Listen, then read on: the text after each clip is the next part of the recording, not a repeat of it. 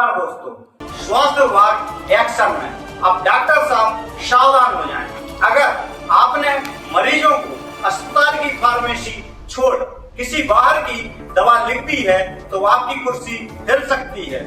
जी हाँ, सरकार ने स्वास्थ्य सेवाओं में सख्ती का नया दौर शुरू कर दिया है।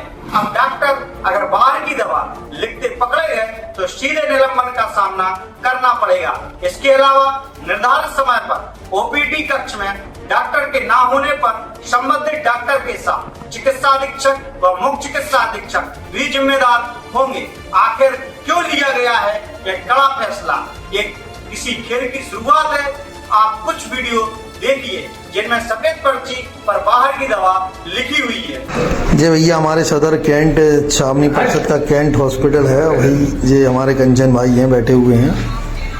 इनको 10 रुपये दिए उन्होंने, इनके पास इलाज के लिए पैसा नहीं था। 10 रुपये का ये पर्चा बना है, बहुत बहुत धन्यवाद सदर कैंट। लेकिन जब ये दवाई लेने वहाँ पहुँचते हैं तो हमारे डॉक्टर साहब 250 रुपये की दवाई बाहर की लिख देते हैं। अब आप सोच सकते हैं कि मतलब एक आम इंसान जो बेचारा कैंट या सिविल या मेडिकल इसलिए जाता है कि ताकि उसे दवाई वहाँ से मिल सके, उस पर पैसा नहीं होता है। और अगर वो दवाई 250 रुपये की बाजार से 250 रुपये की मिल रही है साहब, 250 रुपये की दवाई। अब बताइए, इनका हाथ टूटा हुआ है।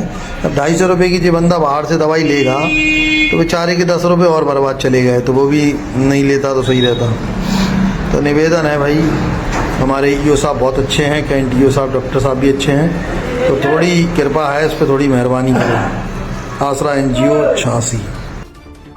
अस्पतालों में Uttar Pradesh medical supply corporation द्वारा भेजी जाने वाली करीब 200 से अधिक दवाएं उपलब्ध हैं। इसके अलावा जेनेरिक दवा के लिए जन औषधि केंद्र हैं। डॉक्टरों को सरकारी अस्पताल में मौजूद दवाएं और जेनेरिक दवाएं लिखने का आदेश है। अक्सर देखा गया है कि मरीजों को डॉक्टर ऐसी दवाएं लिख देते हैं जो अस्पताल में नहीं मिलती और मरीज को बाहर की महंगी मेडिकल शॉप से खरीदनी पड़ती हैं। कई बार इन दवाओं के पीछे कमीशन का खेल भी बताया जाता है। ऐसी शिकायतें मिलने पर स्वास्थ्य विभाग के अपर मुख्य सचिव अमित कुमार घोष ने चेतावनी दी है कि सादी पर्ची पर दवा लिखी तो संबंधित डॉक्टर के खिलाफ निलंबन तक की कार्रवाई होगी।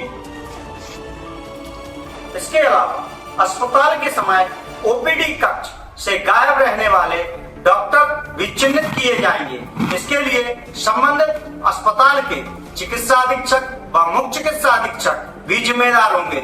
उन्होंने सुधरने की चेतावनी देते हुए कहा है कि 15 नवंबर के बाद शासन स्तर की टीमें अलग अलग जिलों के अस्पतालों का औचक निरीक्षण करेंगी।